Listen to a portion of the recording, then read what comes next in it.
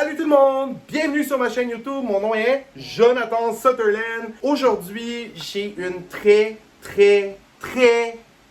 mauvaise nouvelle à vous annoncer. Mais pour digérer le tout, je vais vous montrer des nouvelles plantes que j'ai acquises dernièrement. Donc la vidéo va se faire en un peu deux parties.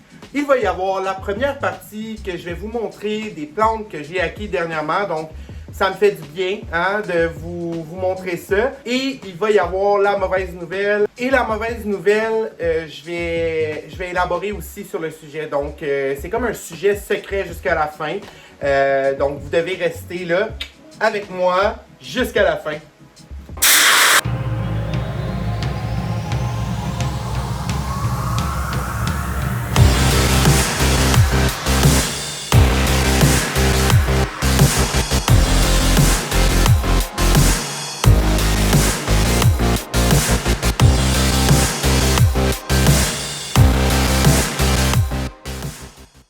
Premièrement, avant de vous montrer mes nouvelles plantes, vous pouvez vous abonner à ma chaîne YouTube si vous n'êtes pas déjà abonné, juste en dessous ici. Subscribe mon ami, tu peux aussi sonner les petites cloches. Ça va vous notifier dès qu'un nouveau vidéo est sorti. C'est-tu pas génial? Et vous pouvez aimer mon vidéo si le cœur vous en dit, ça m'aide beaucoup pour ma chaîne YouTube. Donc aimez mon vidéo, on s'abonne et on sonne la petite cloche. Comme tout enthousiaste des plantes d'intérieur et comme collectionneur de plantes rares, j'ai acheté plusieurs plantes rares et je veux vous les montrer. Donc la première partie du vidéo, ce sera par rapport à mes nouveaux aroïdes que j'ai eus. Et la deuxième partie, on va parler de mes Hoya.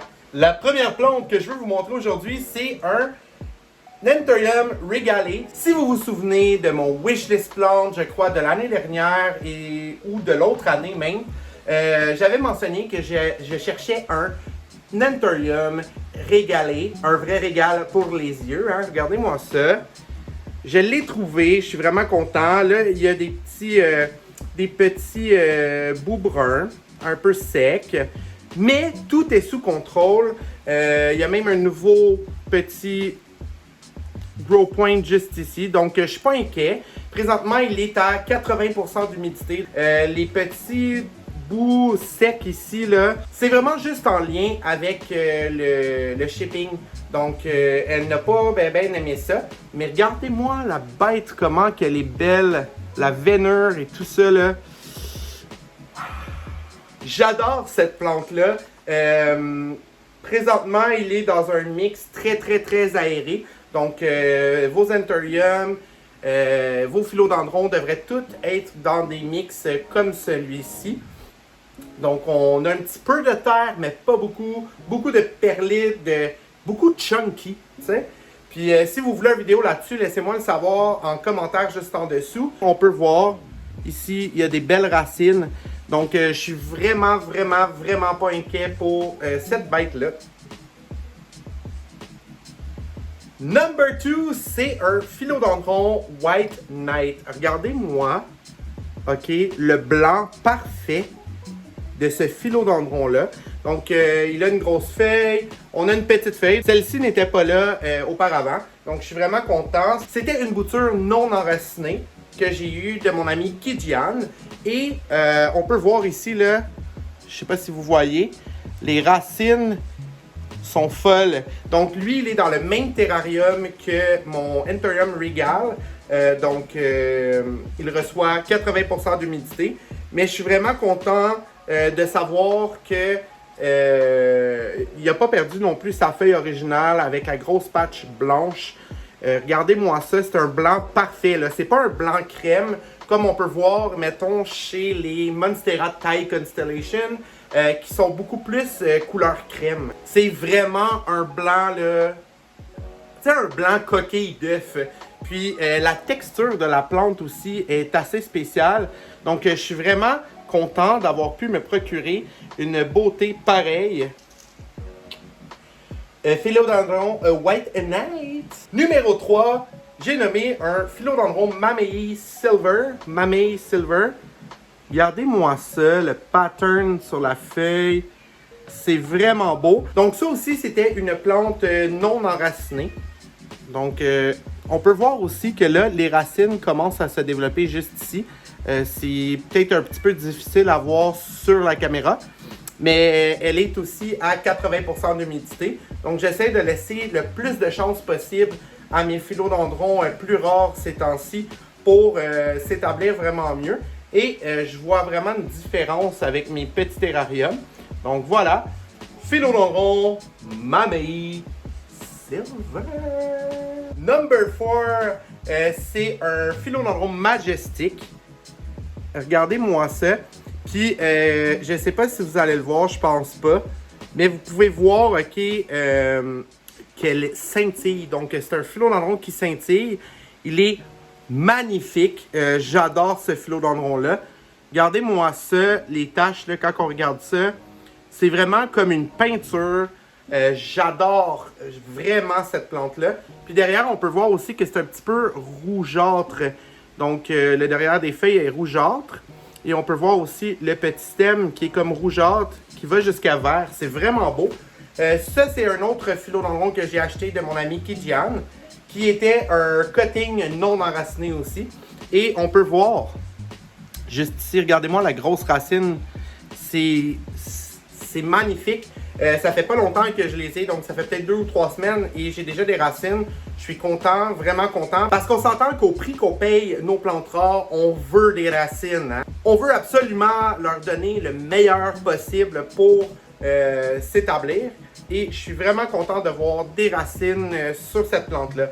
Le philodendron majestique, dans le fond, c'est un croisement, donc c'est un hybride entre un philodendron sodiroï et un philodendron verrucosum. Donc le feuillage est assez mince et lisse. Et ce que j'ai remarqué un peu, c'est que le devant ressemble beaucoup plus à un philodendron sodiroï et le derrière ressemble beaucoup plus à un verrucosum. Donc c'est là que je vois un peu le lien entre les deux parents de cette beauté. La 5e plante que je vous présente aujourd'hui, c'est un philodendron Glorious. Si vous vous rappelez bien, j'avais fait un échange avec mon ami Nikki de Plant Pots and Whatnots. Et la mienne, ben, elle a eu des trips. Hein? Donc c'est l'histoire de ma vie, j'ai eu des trips. J'ai des petits bouts, des wet sticks de cette plante-là. Mais j'aimais tellement cette plante-là que je voulais avoir vraiment un spécimen avec des feuilles. Donc regardez-moi ça. Sont tellement cute! Regardez-moi ça! Donc, cette plante-là, à date, m'a l'air de commencer à raciner, mais on voit pas les racines pour l'instant dans le pot. Donc, attendez. J'ai rien dit, je vois une petite racine, mais vous la verrez pas. Donc, juste dans ce coin-ci, mais c'est une petite racine, hein? Le philodendron Glorious, c'est une plante qui aime grimper, donc éventuellement, je vais lui faire un moss pole. Mais pour l'instant, regarde, il s'établit hein, dans ma petite serre à 80% d'humidité. Et le philodendron Glorious, c'est un mélange entre un philodendron gloriosum et un philodendron melanochrysum, si je ne me trompe pas. De toute façon, tout est écrit juste en dessous. Mais c'est magnifique. Je comprends pas pourquoi que c'est pas une plante plus populaire que ça. Ça devrait tellement l'être. J'adore, hein? Dans le fond, le philodendron Glorious, c'est une plante grimpante. Ce qui est vraiment contradictoire au philodendron Gloriosum. Gloriosum va aimer ramper. Donc, on ne lui met pas de moss pole. Il n'y a pas besoin de moss pole. Mais par contre, celui-là, il retient ça de son autre parent qui est le Melanochrysum qui veut grimper. Donc, voilà. Philodendron Glorious. L'avant-dernière plante que je veux te présenter, c'est pas mal une plante controversée en ce moment. C'est un Monstera dansoniae Marble Indonesian Variegated. Si je me trompe pas, je laisse le nom. Hein? Donc, c'est un Monstera dansoniae qui est chimiquement induit pour faire une variation. Là, vous allez me dire, ouais, mais il y a eu le scandale avec le Pink Congo. Donc, le Pink Congo, je vous laisse une image ici, ça ressemble à ça.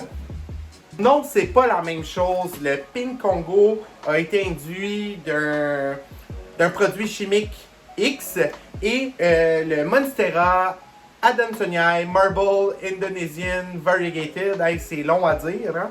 Mais lui, il a été induit d'une toute autre manière. Et on peut se dire, ben dans le fond, ton Monstera Adansonii Variegated, il va revert, donc il va devenir tout vert avec le temps et tout ça. Non, non, non, non, non, non. Selon beaucoup de blogs que j'ai lus et de forums, la plupart des gens qui se sont procurés ce Monstera Adansonii-là voient leur plante grandir, ok, non-stop. Et en plus de ça, la variation est stable, donc elle reste dans la plante. J'ai pu le remarquer aussi parce que j'ai acheté ce cutting-là, non enraciné, de une feuille earner. Et là, elle me fait une nouvelle feuille et elle est beaucoup plus variée, donc panachée, que la première feuille. Et je crois bien que ce Monstera Adansonii Variegated là va me donner de la variation pas mal tout le temps. Il n'y en a aucune jusqu'à présent qui revert au vert complètement. Et même que la plupart des gens disent que c'est très stable et que ça reste de feuille en feuille. Donc si c'est le cas, la variation reste et ça vous donne une plante qui n'est pas trop difficile à garder une variation sur son feuillage. Je suis bien content de m'être procuré cette plante-là chez Greencrafteria. Je vous laisse tout ça en description. Mais j'ai payé, oui, ok, j'ai payé 195$ pour la plante. Mais par contre, jusqu'à présent, là, ça pousse comme dans mauvaise herbe, sincèrement. Ça fait peut-être un mois que je l'ai. Les racines sont folles dans le terrarium. Donc, le terrarium, je vous rappelle, il est à 80% d'humidité et elle en raffole. Donc, sincèrement, c'est vraiment un bon investissement. Si vous cherchez un Monstera Adansonii Variegated et que vous voulez payer moins cher que le régulier. Donc, voilà, mon Monstera Adansonii Marble Indonesian Variegated.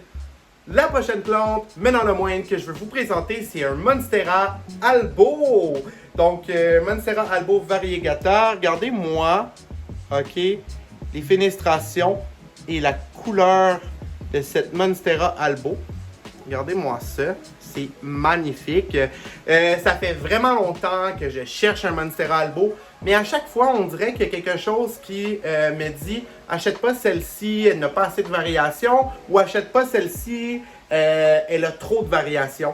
Et j'ai une amie qui vendait des boutures et je trouvais ce spécimen-là vraiment magnifique. Donc, je lui ai acheté. Donc j'ai bien hâte de voir ça grandir. J'ai paniqué un petit peu parce que ça a pris du temps avant que j'aille vraiment des racines. Mais là je vois les racines de plus en plus puis je capote. J'ai vraiment hâte de voir ça grandir chez moi. Et je suis vraiment content que j'ai pu trouver ce Monstera Albo qui m'attendait depuis si longtemps, hein?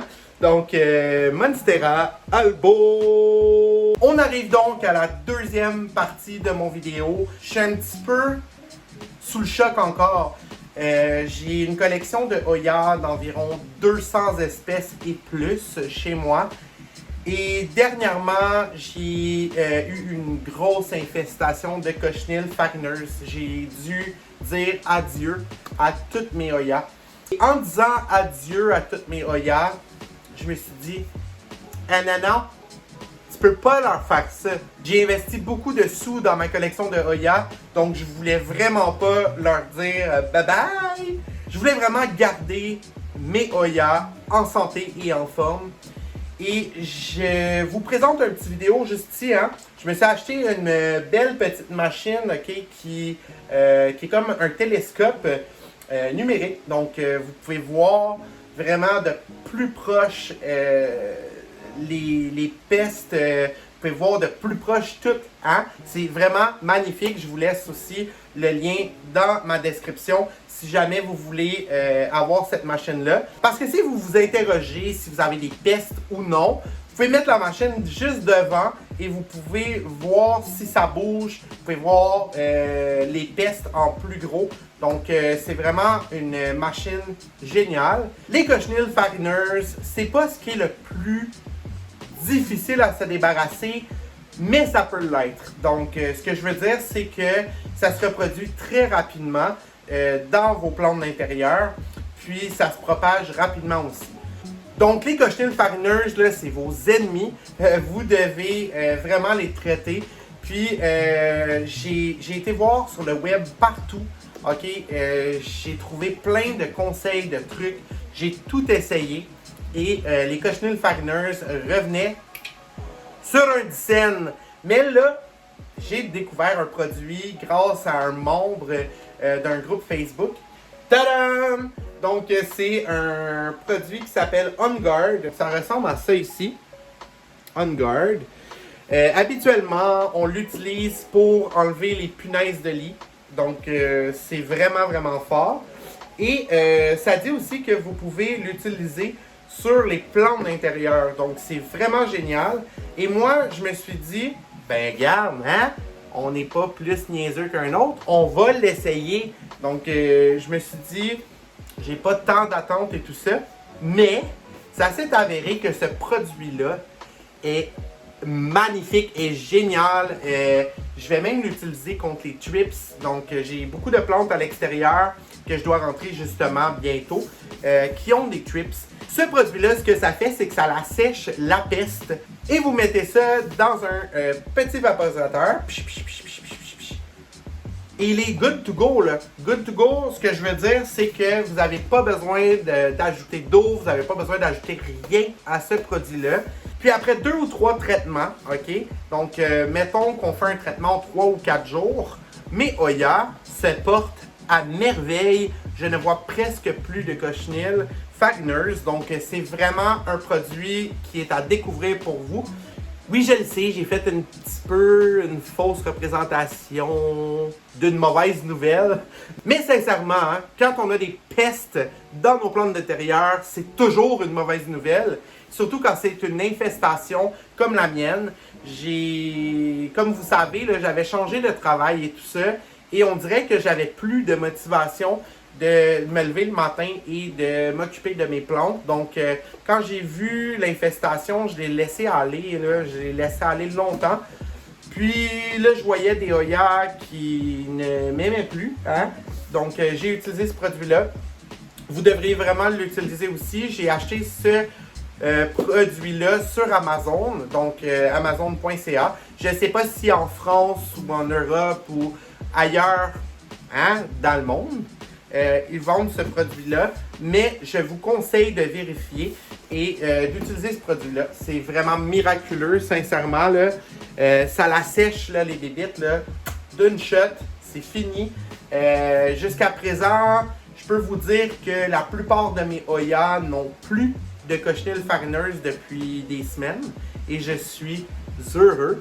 Oui, j'en ai encore un petit peu dans certaines, mais plus que je traite mes plantes avec ce produit-là, moins que j'en ai. Et sincèrement, là, c'est vraiment un bon investissement. Je crois que c'est une cinquantaine de dollars pour ce produit-là, qui est quasiment 4 litres de produit. Et j'ai traité plus que 200 Hoya avec ce produit-là. Et regardez-moi, il m'en reste encore beaucoup dans le pot. Donc, c'est vraiment un produit magnifique. Je vous suggère fortement ce produit-là si jamais vous avez une infestation quelconque. Des puces, des cochenilles farineuses, des cochenilles à carapace, des trips, name it. Utilisez ça ici, c'est de la bombe. Je vous jure, vous allez adorer ce produit-là. Donc, moi, je fais un traitement environ 3 ou 4 jours sur toutes mes Hoya. Donc, je push. Puis, le truc aussi, c'est de vraiment vérifier, là. Quand vous push-pushetez, là, faites pas juste push-pusheter le dessus de la plante. Vous devez regarder en dessous de chaque feuille. Donc, vous devez vaporiser en dessous des feuilles. Vous devez vaporiser aussi dans les coins. Donc, dans les coins du stem et tout ça. Et avec cette technique-là, jusqu'à présent, je n'ai même pas dû changer mon terreau dans mes plantes. Donc, c'est génial. C'était tout pour mon vidéo d'aujourd'hui. J'espère que tu as aimé. J'espère que tu vas t'abonner à ma chaîne si tu n'es pas déjà abonné. Je vous souhaite de passer une excellente journée, une excellente soirée. À la prochaine. Bye bye!